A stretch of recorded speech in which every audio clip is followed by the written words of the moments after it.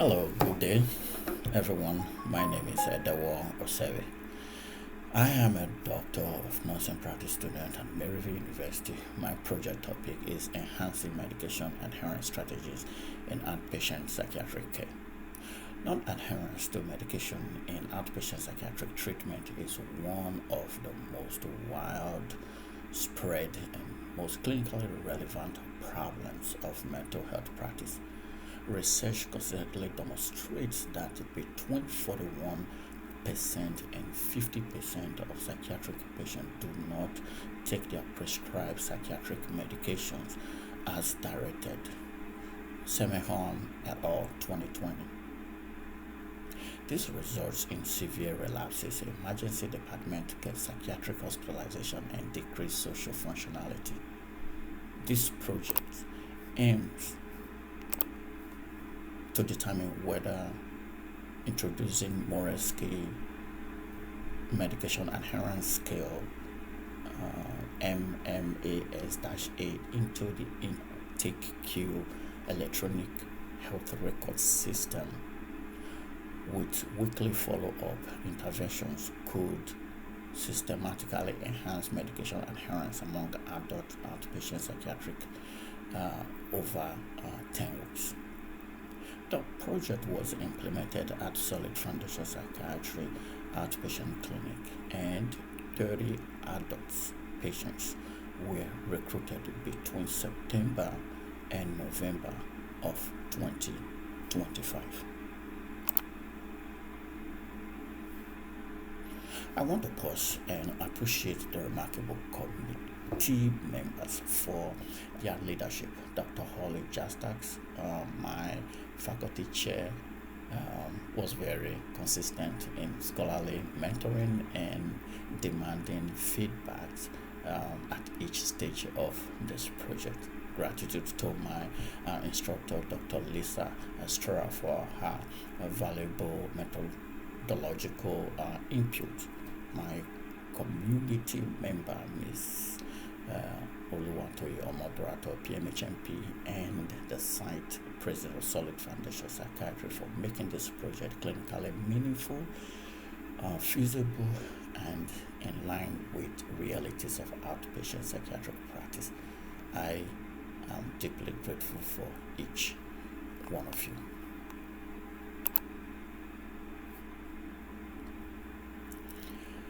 To fully appreciate this project, it is essential to understand the scope of the problem. Non-adherence to medication in the psychiatric population is not a new problem. It is a long-term systemic problem. Semihon et al. 2020 validated in a systematic review that 41% to 50% of psychiatric outpatient fails to meet their treatment adherence. The reasons are complex. Some of the most commonly mentioned obstacles are side effects of medications, including weight gain, sedation, and sexual dysfunction. Both mental illness and psychiatric medication use have stigma in face of which no relationship with adherence would be established. Also, financial constraints and complex dosage regimens are additional factors that reduce patients' long-term adherence to therapeutic regimen. Knowledge of this root cause lies at the core of developing effective, patient-centered, and sustainable interventions in adherence at the clinical and systemic level.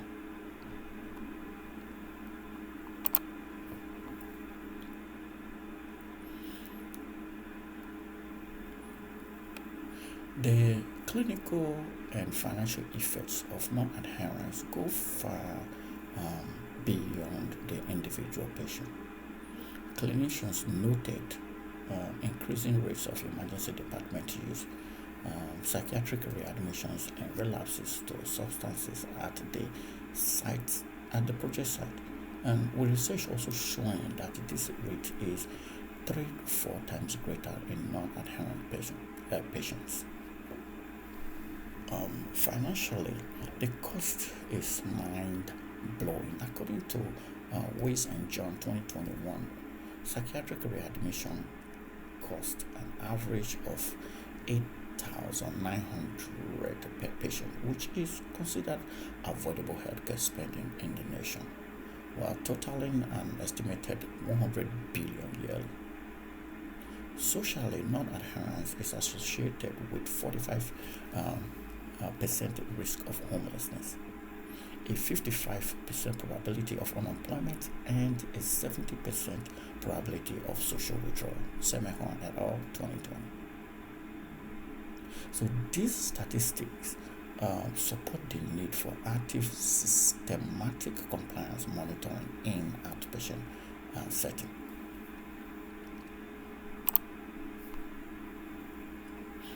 The evidence strongly supports the use of structured medication adherence intervention in psychiatric outpatient care. Semehon et al. 2020 engaged in a systematic review that showed a non-adherence rate of 41% to 50% of in psychiatric groups, and reference adverse effect as stigma and barriers in healthcare system as the leading factors. Well, the findings of Kwan et al. 2013 also showed that the use of MMAS-8 in clinical environment reduced non-adherence by 45% over 6 months and emergency department visit by 38%, which directly influenced the design of this project. The psychometric properties of MMAS-8 are sound. And Morensky et al. In 2008 indicated internal reliability and predictive validity of 0.83, which is strong. All these studies provided the empirical rationale for selecting the MMAS-8 as the primary screening and monitoring instrument for in this quality improvement initiative.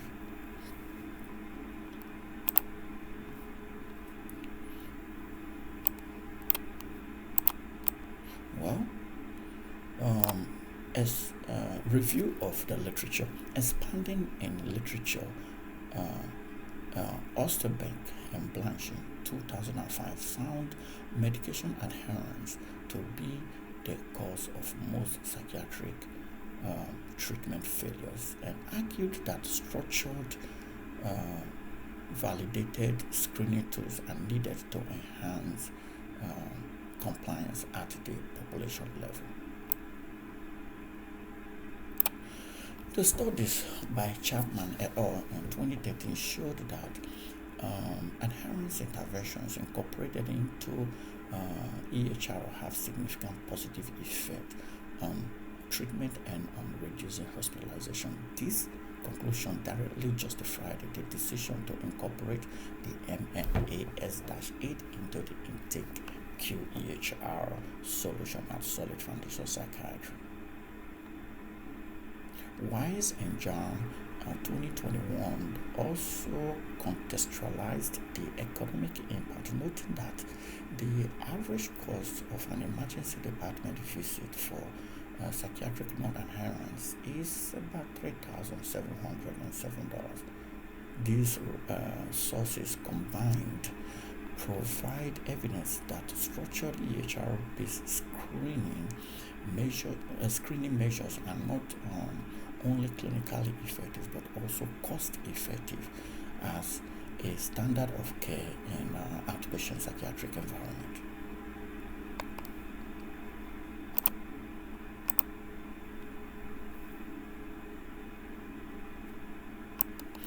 Theoretical framework. Two theoretical frameworks, the Iowa model of evidence-based practice and the health belief model, were used to guide this project as they complement each other. The Iowa model offered a a systems level map for translating research evidence into sustainable clinical practice change. In the context of integrating the MMAS-8 into routine workflow as a planned evidence-based quality improvement initiative, REVI 2020. The patient-facing side of the project was informed by the health belief model, which identifies factors in adherence behavior as perceived risk of relapses, perceived severity of the harmful effect, and perceived benefit of the treatment. Morensky et al. 2008 combined these frameworks guided the project 4-phase cycles: screening, identification of at-risk patient, targeting intervention delivery, and longitudinal monitoring. These theoretical integrations ensured that the project addressed both organizational implementation and individual patient engagement simultaneously.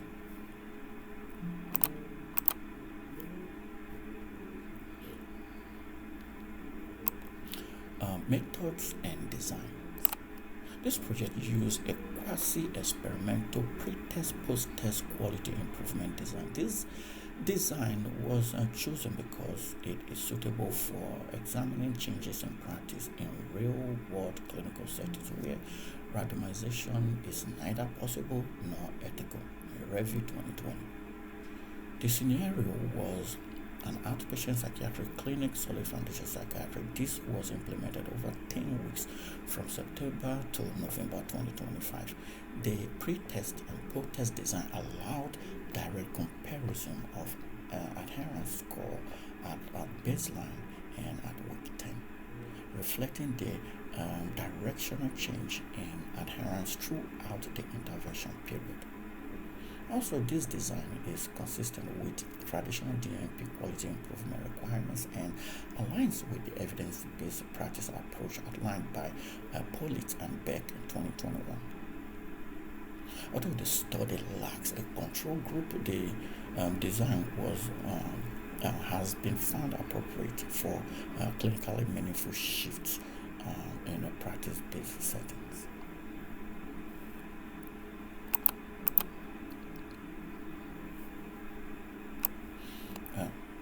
Sample descriptive statistics.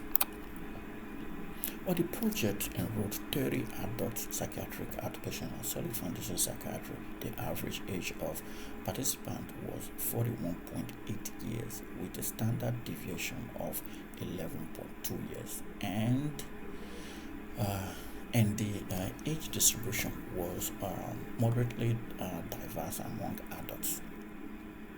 The sample was 53.3% female and 46.7% male. The sample was heterogeneous, as is common in outpatient psychiatric environment. 40% with diagnosis of major depressive disorder, 30% of bipolar disorder, and 30% of schizophrenia spectrum disorder. The inclusion criteria were that the participant must be older than 18 and younger than 65 years old, actively taking at least one psychotropic drug, and must not be in acute phase at baseline. Although rather small, this sample is representative of the outpatient psychiatric population typically served by community-based mental health clinics. Semihon et al. 2020.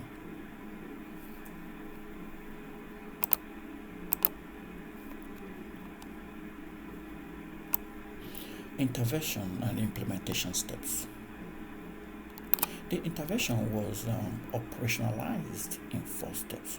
To collect data systematically, the MMAS-8 was administered weekly to all patients registered in the intake EHR system, ensuring consistent data collection. Secondly, patients with low or moderate adherence scores were assigned specific interventions with individualized elements such as like reminder calls, automated medication test messages, short-term adherence counseling sessions, medication regimen review, and simplification and family education with clinically suitable cases. Well, thirdly, the MMAS-8 scores were reviewed weekly by the principal investigator with a structured midpoint assessment at week 5 to assess progress and adjust the intervention's severity as needed. And fourthly, week 10 end of outcome data were gathered to compare them with the baseline score. It was stepwise EHR-based method intended to clinically sustainable with minimal staff burden and responsiveness to each patient's adherence pattern. Chapman et al. 2013.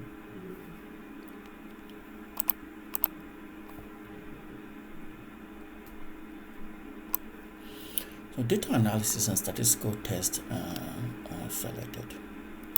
So the two sample Z test was used to analyze the data and compare the mean adherence score of low and high adherence patient over 10 weeks. The choice of the Z test was based on the assumption of non-population variance using the MMAS-8 scoring structure and on its suitability for comparing pre and post quality improvement with a sample of the size Pollitt and Beck in 2021. So Pearson correlation coefficient were used to test the directionality of the relationship among the three levels of adherence: low, moderate, and high. Over time, the effect size was calculated by the difference in proportion between the baseline and week 10. Alpha was established at 0.05, which is the normal statistical value. The choice of analytic method was based on the quasi-experimental design and quantitative character of the MMAS-8 scoring scale, Review 2020.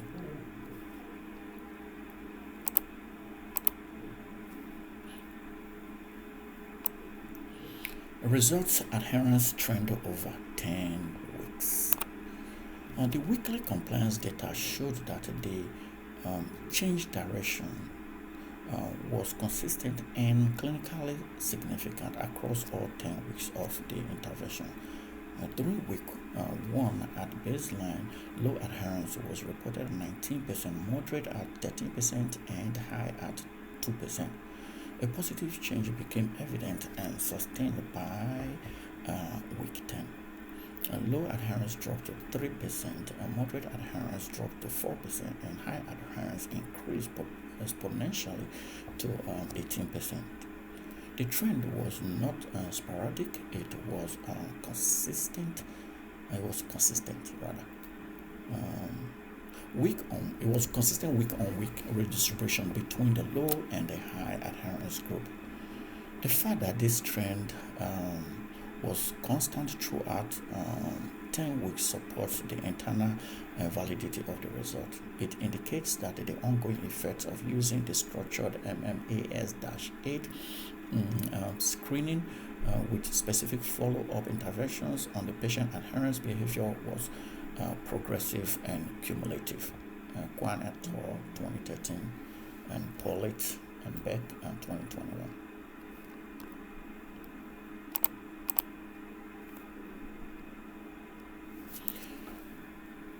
The results baseline versus week 10 comparison.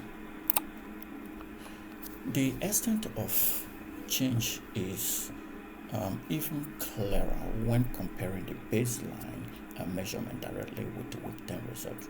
The reduction in low adherence was 16% point between 19 and 3, which is a significant change in the percentage of patients at the most risk of relapse and psychiatric decompensation. Accordingly, there was a 16-point reduction in high adherence from 2% to 18%, indicating a clinically significant shift. This symmetrical change indicates that the intervention did not simply transfer patients who were low to moderate adherence, but also initiated a more significant change in their behaviors, leading to high and regular medication adherence. These results align with the data presented by Kwan et al. 2013, which showed similar compliance rates after structured MMS-8 in community psychiatric facility during the same period.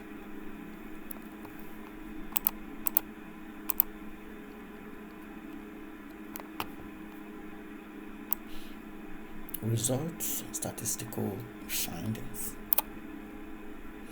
Well, the two simple Z tests yielded a Z statistic of negative 1.37 and a two-tail p-value of positive 0.1699, which did not meet the alpha equals 0.05 threshold for statistical significance. Thus, the null hypothesis was not rejected. Nevertheless, the essential point is that the statistical significance and the clinical meaningfulness should be separated. Well, the effect size of 0.59 is moderate to large in practical terms. So this indicating that the intervention produced a real and significant difference in patients' behavior. In the Revit 2020. So Pearson's correlation confirmed the directionality of change. Low versus moderate adherence was strongly positively correlated as an arrow equals positive 0.91, and high versus low adherence was almost perfectly correlated as R equals negative 0.99. And high versus moderate adherence was strongly negatively correlated as an R equals negative 0.96. As Revit 2020 affirms in quality improvement context, clinical significance and effect size carry equal, if not greater, interpretive weight than the p-values alone.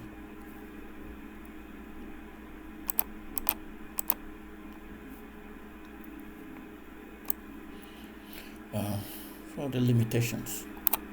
Several limitations of this project must be acknowledged transparently. The limited sample size, n equals 30, reduced statistical power leading to a non-significant p-value, and constrained the extrapolations of the results to a larger psychiatric groups. Pollitt and Beck 2021. Well, being a single-site study conducted at Solid Foundation Psychiatry, the result may not be generalizable to other clinical environment with different patient population or organizational structure. The MMAS-8 is also self-report based, which opens the door to social desirability bias, with patients exaggerating compliance to appear more positive. There is no control group, which also limits the ability to exclude confounding factors. Well, given the week 10 implementation period, it is not possible to draw conclusion about long-term sustainability. And lastly, the diagnostic heterogeneity of the sample, which comprise MDD, bipolar disorder, schizophrenia spectrum, indicates that adherence response could have different across diagnosis in some way not reflected in this analysis.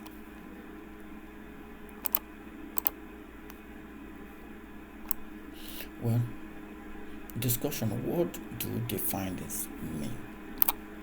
So despite the absence of statistical significance, the project produced significantly meaningful and practically important outcomes. The MMAS-8 with systematic weekly follow-up interventions effectively directed adherence behavior in a positive direction throughout the 10 weeks. So this result directly addresses the project's practice question. Regular MMAS-8 screening combined with personalized adherence support improve medication adherence among outpatient mental health clinics.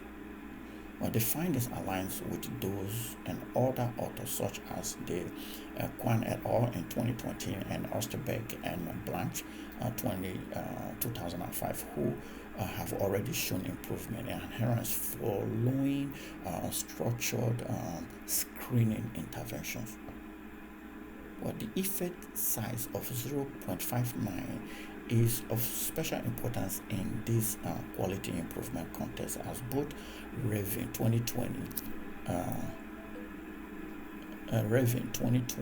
and Pollitt and Berg in 2021 argued that effect sizes are meaningful measures of practical impact when statistical power is not achieved due to the use of too small samples.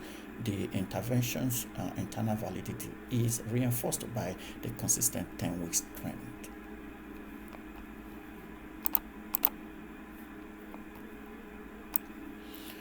Implication for practice. The implication for this project extend across multiple levels of healthcare system. The clinician regular admission of the MMAS-8 is feasible, has a low burden, and provides substantial clinical value to outpatient processes in psychiatric practice without including any significant resource cost. Morensky et al. 2008. So structured adherence support lowers. Let me come again with that. So structured adherence support lowers the chances of symptoms relapses, psychiatric hospitalization, and disastrous social outcome of non-adherence for the patient. For healthcare system, the model provides a scalable, replicable method of eliminating expensive emergency department visits and readmission. Wising and John, 2021. In nursing practice, this project demonstrates that DMP prepared nurses are uniquely positioned to spearhead quality improvement initiatives at the system level. In line with the policy, the result justify advocating for incorporation of evidence-based validated adherence screening instrument into routine outpatient psychiatric EHR practice as reimbursable evidence-based clinical procedures.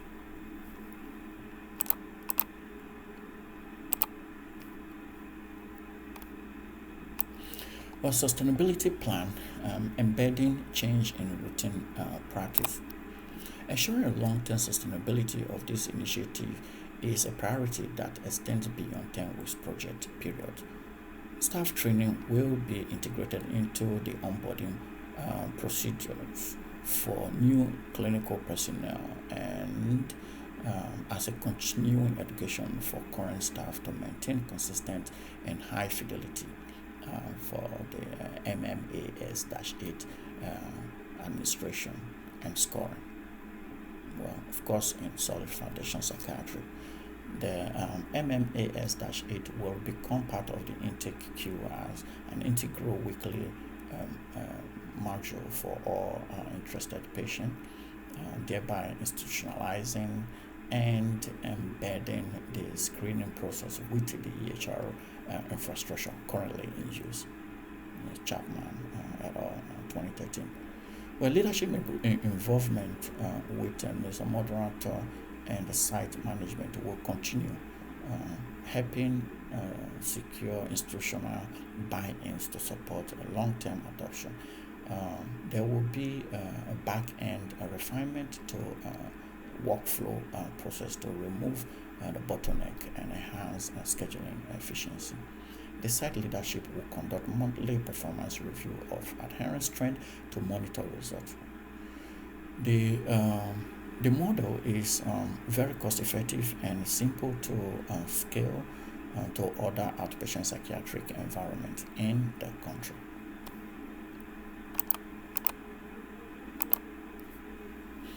Well, conclusively, this DMP quality improvement project has shown that implementing the MMAS-8 into a routine outpatient psychiatric practice with weekly adherence intervention results in clinically significant improvement in medication adherence within 10 weeks. The 16% reduction in low adherence and the 16% increase in high adherence have significant clinical implications for improving patient well-being, preventing relapses and reducing healthcare utilization. Considering the project a bigger randomized sample, a 6-month follow-up and multi-site replication would enhance subsequent iterations. But going forward, I will publish such findings, present them at nursing and psychiatric conferences, and promote the uptake of MMAS-8 as a standard of care. Above all, this DMP program has helped me shift my clinical prism from individual patient care to a system-based, evidence-based leadership and commitment to quality improvement in psychiatric nursing.